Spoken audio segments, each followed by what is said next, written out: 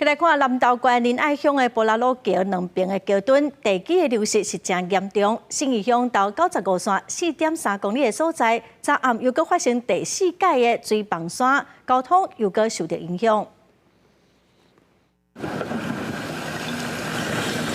大雨当中，怪手当伫咧抢通作业，乡乡之间山顶的土石流冲落来，机械人员赶紧闪避。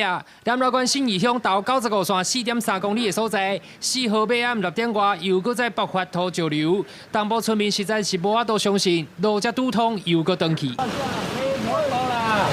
有办法。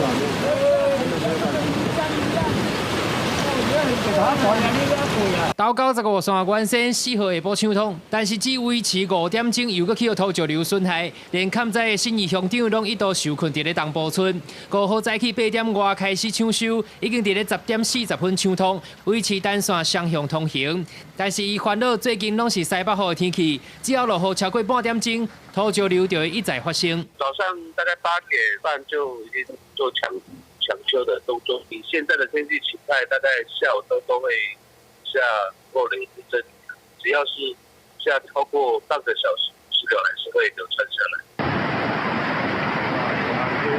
仁爱乡罗山温泉区烟花的山壁放起，头路湾市的溪水又原是大又搁急。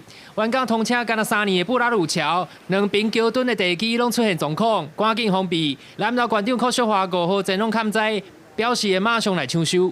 可以说是几乎民众没有什么可以选择的道路可以行走了，所以我们会把这个作为现在目前最优先要来处理的工程。那我们会请厂商加快，先把这个沙土回填，然后再用那个钢构把它固定，然后把整个桥墩的安全性能够顺利的话，我们就可以先做一个简便的一个通行。乡公所表示，马上来回填，以钢构来支撑桥体维持安全。 登记是要申请灾后复建的经费，但是塔罗湾市的土石量预估增加10万立方公尺，好层的地形产生巨变，会让灾后重建增添变数。